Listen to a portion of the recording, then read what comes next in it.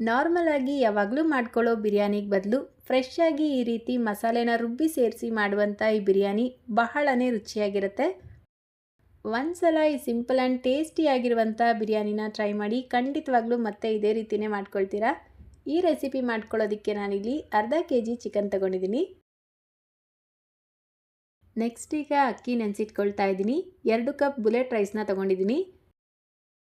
ನೀವು ಬೇಕಿದ್ರೆ ಬಾಸುಮತಿ ಅಕ್ಕಿ ಅಥವಾ ಜೀರಾ ಸಾಂಬಾರ್ ರೈಸ್ನ ಉಪಯೋಗಿಸ್ಬೋದು.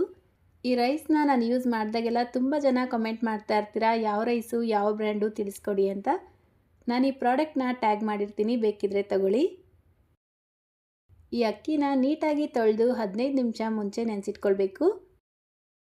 ಈಗ ಬಿರಿಯಾನಿ ಮಾಡ್ಕೊಳ್ಳೋದಕ್ಕೆ ಆ ಸ್ಪೆಷಲ್ ಮಸಾಲೆನ ರೆಡಿ ಮಾಡ್ಕೊಳ್ಳೋಣ. ಸೊ ನಾನಿಲ್ಲಿ 7 ರಿಂದ 8 ಬಾದಾಮಿ ಮತ್ತು ಗೋಡಂಬಿನ ತೊಗೊಂಡಿದ್ದೀನಿ. 1 ಟೀ ಸ್ಪೂನ್ ಜೀರಿಗೆ, 1 ಟೀ ಸ್ಪೂನ್ ಕಾಳುಮೆಣಸು, 5 ರಿಂದ 6 ಲವಂಗ, 1 ಪೀಸ್ ಚಕ್ಕೆ, 4 ಏಲಕ್ಕಿನ ತೊಗೊಂಡಿದ್ದೀನಿ. ನೀವು ಬೇಕಿದ್ರೆ ಈ ಮಸಾಲೆನ ಒಂದು ಸ್ಕ್ರೀನ್ಶಾಟ್ ತೊಗೊಳ್ಳಿ.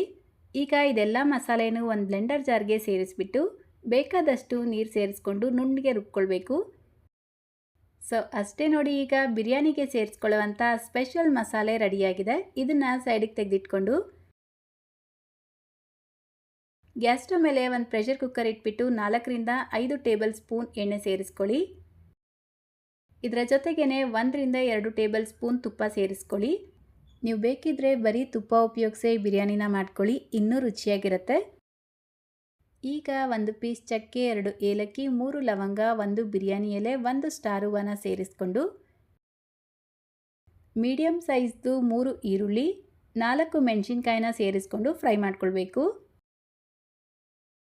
ನೀವು ಯಾವುದೇ ಬಿರಿಯಾನಿ ಮಾಡಿದ್ರೂ ಬಿರಿಯಾನಿ ಟೇಸ್ಟಿಯಾಗಿ ಬರಬೇಕು ಅಂದರೆ ಈರುಳ್ಳಿನ ಆದಷ್ಟು ಚೆನ್ನಾಗಿ ಫ್ರೈ ಮಾಡ್ಕೊಳ್ಬೇಕು.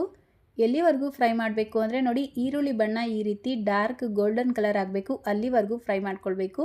ಆವಾಗಲೇ ಬಿರಿಯಾನಿ ಟೇಸ್ಟ್ ಕೂಡ ಚೆನ್ನಾಗಿರೋದು. ಈ ರೀತಿ ಫ್ರೈ ಮಾಡಿಕೊಂಡು ಈಗ ಇದಕ್ಕೆ 1 ಟೇಬಲ್ ಸ್ಪೂನ್ ಶುಂಠಿ ಬೆಳ್ಳುಳ್ಳಿ ಪೇಸ್ಟ್ನ ಸೇರಿಸ್ಬಿಟ್ಟು ಮತ್ತೆ 1-2 ನಿಮಿಷ ಫ್ರೈ ಮಾಡ್ಕೊಳ್ಳಿ. ಇದರ ಜೊತೆಗೇ 1 ಹಿಡಿ ಕೊತ್ತಂಬರಿ ಸೊಪ್ಪು, ಅರ್ಧ ಹಿಡಿ ಪುದೀನ ಸೇರಿಸ್ಕೊಂಡು ಫ್ರೈ ಮಾಡ್ಕೊಳ್ಳಿ. ಈಗ ಇದಕ್ಕೆ ಚಿಕ್ಕ ಕಪ್ಪಲ್ಲಿ 1 ಕಪ್ ಮೊಸರು ಸೇರಿಸ್ಕೊಳ್ಳಿ, ಅಂದರೆ 5 ಟೇಬಲ್ ಸ್ಪೂನ್ ಮೊಸರು ಸೇರಿಸ್ಬಿಟ್ಟು ಮಿಕ್ಸ್ ಮಾಡ್ಕೊಳ್ಳಿ. ಈ ರೀತಿ ಮಿಕ್ಸ್ ಮಾಡಿಕೊಂಡು ಮೀಡಿಯಂ ಸೈಜ್ದು 2 ಟೊಮೆಟೊ, ಸ್ವಲ್ಪ ಉಪ್ಪು ಸೇರಿಸ್ಕೊಂಡು ಟೊಮೆಟೊ ಸಾಫ್ಟ್ ಆಗೋವರೆಗೂ ಫ್ರೈ ಮಾಡ್ಕೊಳ್ಬೇಕು, ಅಂದರೆ 3 ರಿಂದ 4 ನಿಮಿಷ ಫ್ರೈ ಮಾಡ್ಕೊಳ್ಳಿ.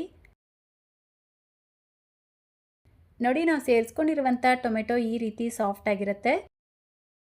ಈಗ ಇದಕ್ಕೆ 1 tablespoon Kashmiri red chilli ಪೌಡರ್ನ ಸೇರಿಸ್ಕೊಂಡು ಮಿಕ್ಸ್ ಮಾಡ್ಕೊಳ್ಬೇಕು. ಈ ಕಾಶ್ಮೀರಿ ರೆಡ್ ಚಿಲ್ಲಿ ಪೌಡರ್ನ ಸೇರಿಸ್ಕೊಳ್ಳೋದ್ರಿಂದ ಬಿರಿಯಾನಿಗೆ ಖಾರನೂ ಕೊಡುತ್ತೆ, ಕಲರು ಕೊಡುತ್ತೆ. ಇಲ್ಲ ಅಂದರೆ ನಾರ್ಮಲ್ ರೆಡ್ ಚಿಲ್ಲಿ ಪೌಡರೇ ಉಪಯೋಗಿಸ್ಬೋದು. ನೋಡಿ, ಇದೆಲ್ಲವನ್ನು ಈ ರೀತಿ ಮಿಕ್ಸ್ ಮಾಡಿಕೊಂಡು ಈಗ ಇದಕ್ಕೆ ತೊಳೆದಿಟ್ಕೊಂಡಿರುವಂಥ ಚಿಕನ್ ಪೀಸಸ್ನ ಸೇರಿಸ್ಕೊಳ್ಳಿ. ಇದರ ಜೊತೆಗೇ ನಾವು ರೆಡಿ ಮಾಡಿ ಇಟ್ಕೊಂಡಿರುವಂಥ ಸ್ಪೆಷಲ್ ಮಸಾಲೆನೂ ಸೇರಿಸ್ಕೊಂಡು ರುಚಿಗೆ ತಕ್ಕಷ್ಟು ಉಪ್ಪು ಸೇರಿಸ್ಕೊಂಡು 5 ನಿಮಿಷ ಆದರೂ ಈ ಚಿಕನ್ ಪೀಸಸ್ನ ಈ ಮಸಾಲೆ ಜೊತೆಗೇ ಫ್ರೈ ಮಾಡ್ಕೊಳ್ಬೇಕು. ನೋಡಿ, 5 ನಿಮಿಷಗಳ ನಂತರ ಇದಕ್ಕೆ ನೀರು ಸೇರಿಸ್ಕೊಳ್ತಾ ಇದ್ದೀನಿ. ನಾನಿಲ್ಲಿ ಬಿಸಿನೀರನ್ನ ಸೇರಿಸ್ಕೊಳ್ತಾ ಇದ್ದೀನಿ, ಕುಕ್ಕಿಂಗ್ ಪ್ರಾಸೆಸ್ ಕಂಟಿನ್ಯೂ ಆಗಲಿ ಅಂದ್ಬಿಟ್ಟು. ಯಾವ ಕಪ್ಪಲ್ಲಿ ಅಕ್ಕಿ ಅಳತೆ ಮಾಡ್ಕೊಂಡಿದ್ರೋ ಅದೇ ಕಪ್ಪಲ್ಲೇ 3 ಕಪ್ ನೀರು ಸೇರಿಸ್ಕೊಳ್ಬೇಕು, ಅಂದರೆ 1/4 ಕಪ್ ನೀರು ಕಡಿಮೆ ಸೇರಿಸ್ಕೊಳ್ಳಿ. ನೀರು ಸೇರಿಸ್ಕೊಂಡು ಒಂದು ಸಲ ಟೇಸ್ಟ್ ಚೆಕ್ ಮಾಡ್ಕೊಳ್ಳಿ. ಉಪ್ಪು ಅಥವಾ ಖಾರ ಕಡಿಮೆ ಇದ್ದರೆ ಇವಾಗ ನೀವು ಸೇರಿಸ್ಕೊಳ್ಬೋದು.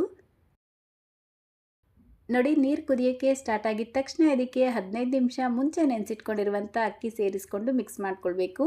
ಈ ರೀತಿ ಮಿಕ್ಸ್ ಮಾಡಿಬಿಟ್ಟು 3 ರಿಂದ 4 ನಿಮಿಷ ಆದರೂ ಹೈ ಫ್ಲೇಮಲ್ಲಿ ಇದನ್ನು ಕುದಿಯೋದಕ್ಕೆ ಬಿಡಬೇಕು. ನೋಡಿ, 3-4 ನಿಮಿಷಗಳ ನಂತರ ಅರ್ಧ ಹೋಳು ನಿಂಬೆಹಣ್ಣಿನ ರಸ ಸೇರಿಸ್ಕೊಂಡು ಲಿಡ್ನ ಕ್ಲೋಸ್ ಮಾಡಿ ವಿಷಲ್ ಹಾಕಬಾರ್ದು. ಇದೇ ರೀತಿಯೇ ಲೋ ಫ್ಲೇಮ್ನಲ್ಲೇ 15 ನಿಮಿಷ ದಮ್ ಆಗೋದಕ್ಕೆ ಬಿಡಬೇಕು. 15 ನಿಮಿಷಗಳ ನಂತರ ಗ್ಯಾಸ್ ಫ್ಲೇಮ್ನ ಆಫ್ ಮಾಡಿಬಿಟ್ಟು 5 ನಿಮಿಷ ರೆಸ್ಟ್ ಮಾಡೋದಕ್ಕೆ ಬಿಟ್ಟು ನಂತರ ನೀವು ಲಿಡ್ ಓಪನ್ ಮಾಡಿಕೊಂಡ್ರೆ ತುಂಬಾ ಉದ್ರುದ್ರಾಗಿ ಸಖತ್ ರುಚಿಯಾಗಿರುವಂಥ ಚಿಕನ್ ಬಿರಿಯಾನಿ ರೆಡಿಯಾಗಿರುತ್ತೆ. ಇದೇ ಪ್ರಾಸೆಸ್ನ ನೀವು ಬೇಕಿದ್ರೆ ಪಾತ್ರೆಯಲ್ಲೂ ಮಾಡ್ಕೊಳ್ಬೋದು. ನಾನಿಲ್ಲಿ ಅರ್ಧ ಕೆಜಿ ಚಿಕನ್ ಬಿರಿಯಾನಿ ಮಾಡ್ಕೊಳ್ಳೋದಕ್ಕೆ ಬೇಕಾಗಿರುವಂಥ ಮಸಾಲೆನ ತಿಳಿಸ್ಕೊಟ್ಟಿದ್ದೀನಿ. ನೀವು 1 ಕೆಜಿಗೆ ಮಾಡ್ಕೊಳ್ತೀರಾ ಅಂದರೆ ಎಲ್ಲ ಮಸಾಲೆನೂ ಡಬಲ್ ಮಾಡ್ಕೊಳ್ಬೇಕು. ಈಗಾಗಲೇ ನಮ್ಮ ಚಾನಲಲ್ಲಿ 1 ಕೆಜಿ ಚಿಕನ್ ಬಿರಿಯಾನಿ ಯಾವ ರೀತಿ ಮಾಡ್ಕೊಳ್ಳೋದು ಅಂತ ವಿಡಿಯೋ ಶೇರ್ ಮಾಡಿದ್ದೀನಿ. ಆ ವಿಡಿಯೋ ಲಿಂಕ್ ಡಿಸ್ಕ್ರಿಪ್ಷನ್ ಬಾಕ್ಸಲ್ಲಿ ಕೊಟ್ಟಿರ್ತೀನಿ, ಬೇಕಿದ್ರೆ ನೀವು ಚೆಕ್ ಮಾಡ್ಕೊಳ್ಬೋದು.